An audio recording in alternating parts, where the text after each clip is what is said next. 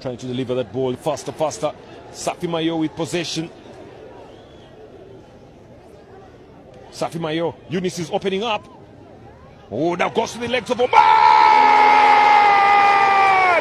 Cracker! Just look at how the stadium goes down. Abdullahi Omar with the beauty of the goal. Somalia leading Burundi by 1-0. And the goal scorer, Omar Abdullahi. What a cracker. Just look at this. Now the goal comes through.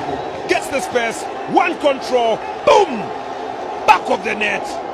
Rukunda Onisime couldn't stop that from going in.